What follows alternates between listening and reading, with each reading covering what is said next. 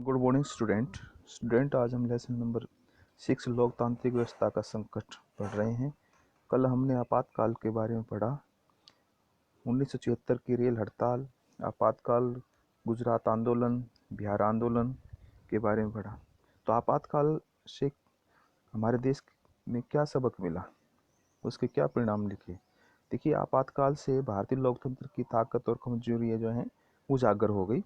हालांकि बहुत से पर्यवेक्षक मानते हैं कि आपातकाल के दौरान भारतीय लोकतांत्रिक नहीं गया था, लेकिन यह भी ध्यान देने की बात है कि थोड़े ही दिनों के अंतर में कामकाज फिर से लोकतांत्रिक शर्रे पर लौट आया। इस तरह आपातकाल का एक सबक तो यही है कि भारत से लोकतंत्र को विदा कर पाना बहुत कठिन है। आपातकाल से संविधान में वर्णित आपातकाल के प्रावधानों के कुछ अंतर्गत उलझाव भी प्रकट हुई, जिसके बाद में सुधार लिया गया। अब अंदरूनी आपातकाल सिर्फ सशस्त्र विद्रोह की स्थिति में लगाया जा सकता है। इसके लिए यह भी जरूरी है कि आपातकाल की घोषणा की सलाह मंत्रिपरिषद राष्ट्रपति को लिखित में दे। आपातकाल से हर नागरिक अधिकारियों के प्रति अधिक सचेत हुआ। न्यायपालिका आपातकाल के समय नागरिक अधिकारों की जो है एक अच्छे तरीके से रक्षा नहीं कर पाई थी। इसे महसूस करके अब वह नागरिक अधिकारों की रक्षा में तत्पर हो गई थी। आपातकाल के बाद नागरिक अधिकारों के कई संगठन अस्तित्व में आए और आपातकाल का वास्तविक क्रियान्वयन पुलिस और प्रशासन के जरिए हुआ। ये संस्थाएं स्वतंत्र होकर काम नहीं कर पाई। इन्हें शासन दल ने अपना राजनीतिक औजार बनाकर इस्तेमाल किया।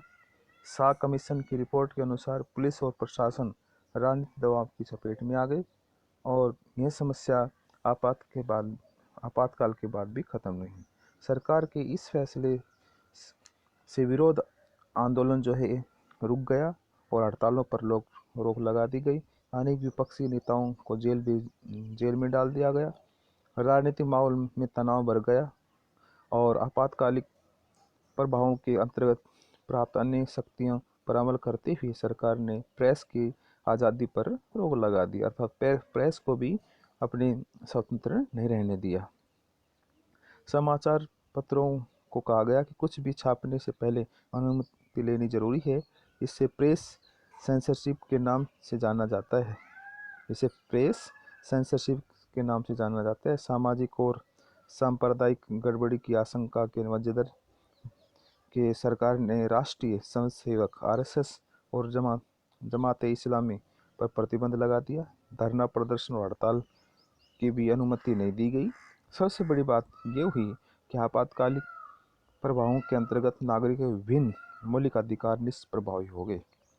उनके पास अब यह अधिकार भी नहीं रहा कि मौलिक अधिकारों की बहाली के लिए अदालत का दरवाजा खटखटाए।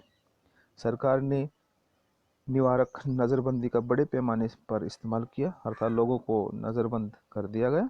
इस प्रभाव के अंतर्गत लोगों को गिरफ्तार इसलिए नहीं किया जाता कि उन्हें कोई अपराध किया है, बल्कि इसके विपरीत इस प्रावधान के अंतर्गत लोगों को इस आशंका से गिरफ्तार किया जाता कि वे कोई अपराध कर सकते हैं।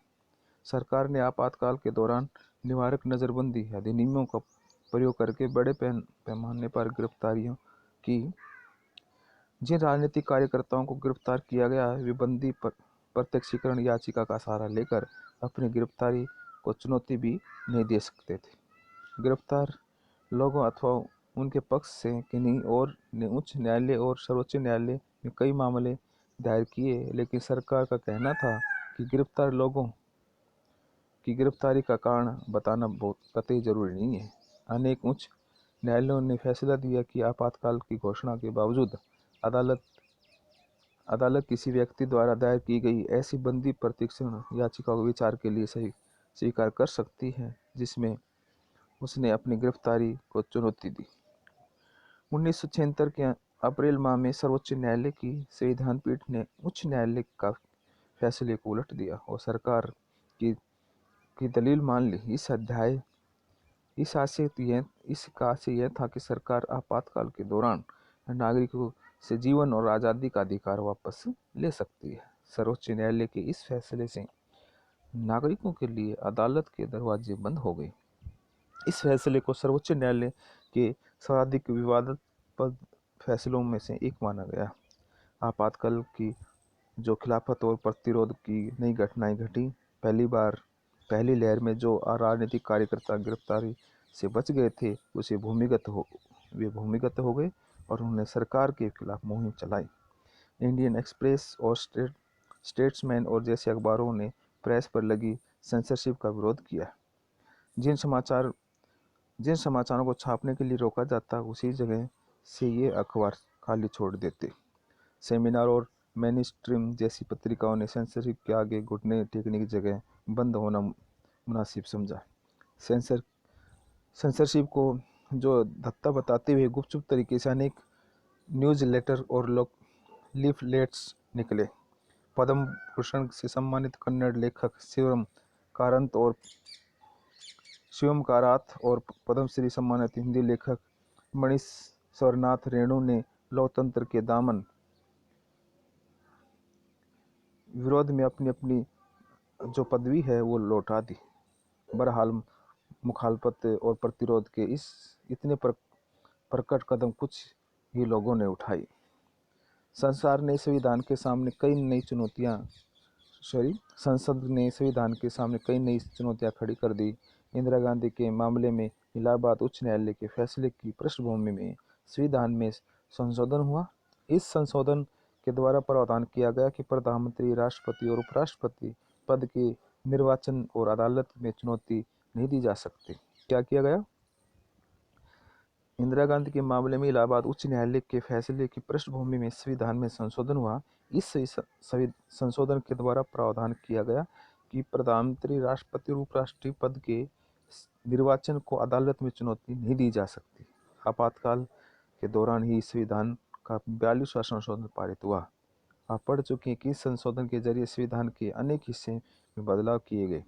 42वें संशोधन के जरिए कुछ अनेक बदलाव में एक था देश की विधायिका के कार्यकाल को 5 से बढ़ाकर 6 साल करना। यह व्यवस्था मात्र आपातकाल की अवधि भर के लिए नहीं की गई। इसे आगे के दिनों में भी स्थायी रूप से लागू किया गया। इसके अतिरिक्त अब आपातकाल के दौरान चुनाव को 1 साल के लिए स्थगित किया जा सकता है। इस तरह देखें तो 1971 के बाद अब चुनाव 1976 के बदले 1978 में करवाए जा सकते हैं। तो स्टूडेंट, आज आपने देखा कि जितने भी आंदोलन, जितने भी जो है, चाहे वो गुजरात आंदोलन हो, जेपी आंदोलन हो, 1974 की रेल हड़ताल हो, और ये आपातकाल के जो परिणाम थे वो भारत में जो है बहुत ज़्यादा इसका प्रभाव देखने को मिला। तो कल हम आपातकाल के संदर्भ में विवाद वो पढ़ेंगे। तो मैं आशा करता हूँ आप ध्यानपूर्वक सुनेंगे। Thank you.